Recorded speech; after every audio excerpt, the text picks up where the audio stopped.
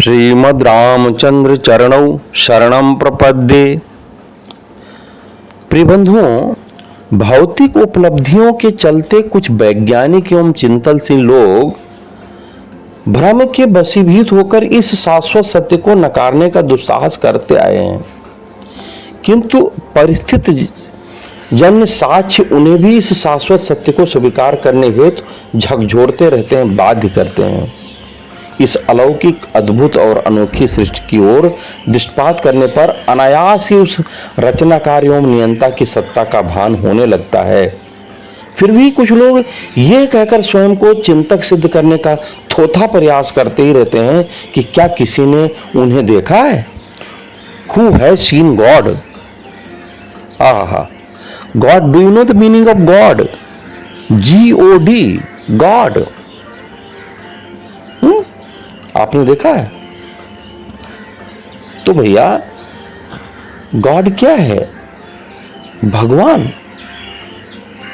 लोग कहते हैं हमने उनको देखा ही नहीं है। ऐसा कैसे कह सकते हो आपने? रोज तो दर्शन होते हैं। आप कहते हैं हम बिना देखे उसकी सत्ता को क्यों स्वीकार करें? अब उन मनीषियों से मैं ये पूछना चाहता हूं कि क्या आपने हवा को देखा है? क्या आपने खुशबू की रंगत देखी है? नहीं ना।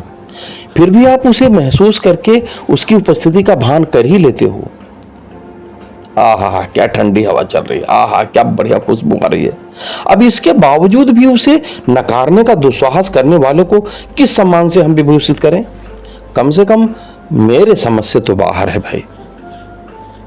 मैं तो नहीं समझता। देखिए, हम ये जानते हैं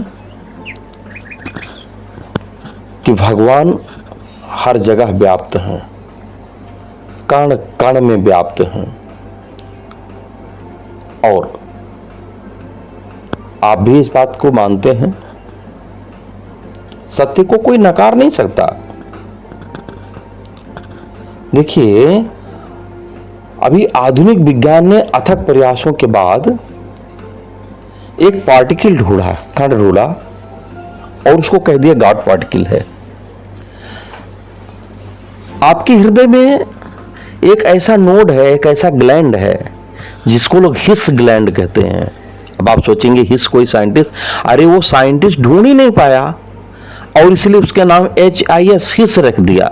हिज मीन्स होता है जैसे भगवान की हिज, मतलब उसको ऊपर को संकेत दिया उसने।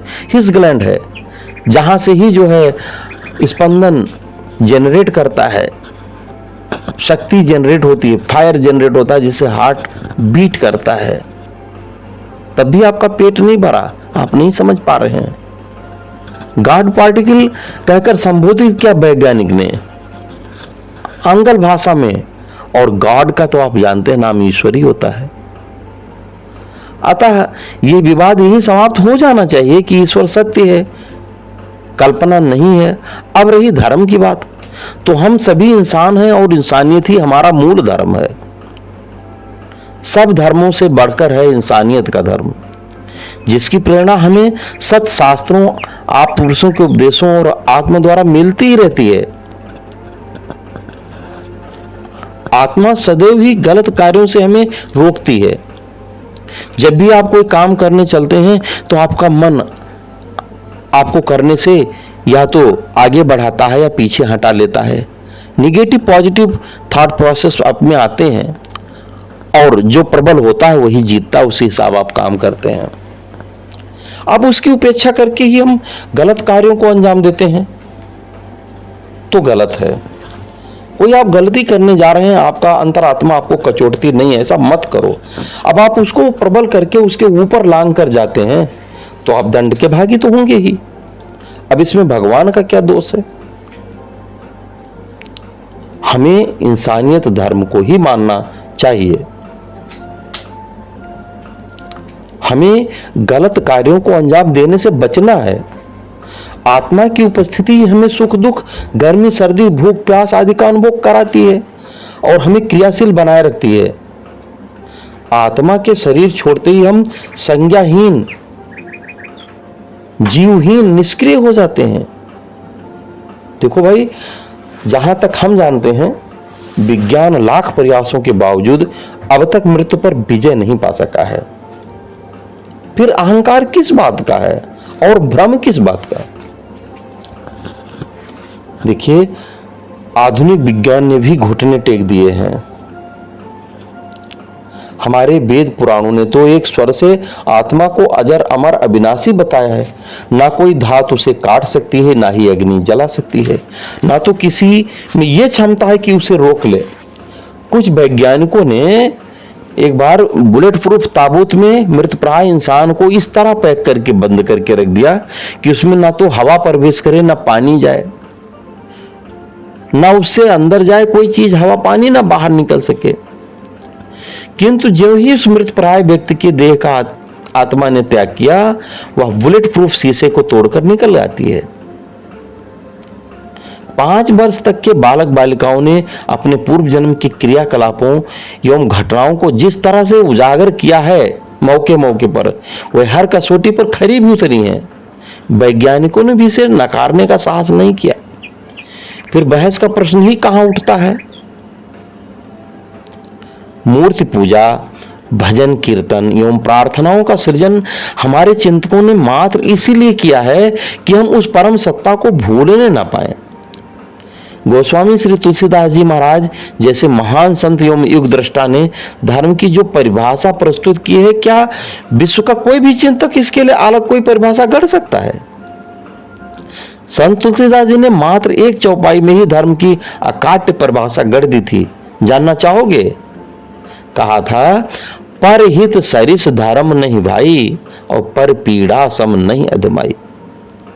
पीड़ा इस बात की है कि अपना वर्चस्व कायम रखने की लालसा से अनेक बुद्धिजीवियों ने अलग अलग धर्म और अलग अलग परिभाषाएं गढ़ डाली हैं। यदि मानव जात आदि सनातन धर्म पर गहन चिंतन करके सुख एवं शांति का मार्ग खोजने का प्रयास करें, तो हमारा दृढ़ विश्वास है कि विश्व में जो मारकाट, लूटपाट एवं व्यभिचार हो रहे हैं ना, उनको समाप्त होने में तनिक समय नहीं लगेगा। हमारा दुर्भाग्य यह है कि हमने आदि सनातन धर्म को सिर्फ हिंदुओं का धर्म मान लिया है, जबकि निर्विवाद सत्य यही है कि यह मानव मात्र का धर्म है।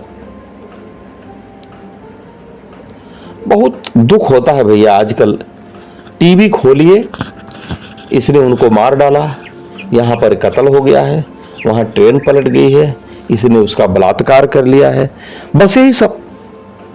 तंग आ गया हूं सुन सुनकर। सत्य अटल और अकाट्य होता है, इसको कोई झुठला नहीं सकता। जो सत्य है वही अटल है। हमारे आर्य समाजी बंधु और कुछ अन्य मतावलंबी ईश्वर को निराकार मानते हैं। ठीक यही धारणा हमारे वेद उपनिषदों की है। वह भी एक ब्रह्मा जो निराकार की घोषणा करते नहीं, आघाते हैं। फिर परमात्मा के विषय में विरोध किस बात का? अंतर्मात्र नामों का है। हम लोग परमात्मा को ईश्वर कहते हैं, दूसरे लोग कुछ और कहते होंगे, जो कि एक ही है। जो हो ही नहीं सकता वह तो जीव मात्र का है और एक है। बात उठती है मूर्ति पूजा की, तो हमारे यहाँ आर्य समाजी भी इसमें पक्षधर नहीं है, किंतु आकार देकर पूजने का नाम यह है कि हम मूर्ति को परमात्मा का प्रतीक मारकर नतमस्तक होकर पूर्ण मनोयोग से समर्पण करते हैं, जो काफी हद तक हमारे अंतर्मन में समा जाती है। समर्पण तो दूसरे धर्मावलंबी भी करते हैं, किंतु वे बहुधा निराकार ईश्वर के प्रति ही समर्पण करते दिखते हैं। साथ ही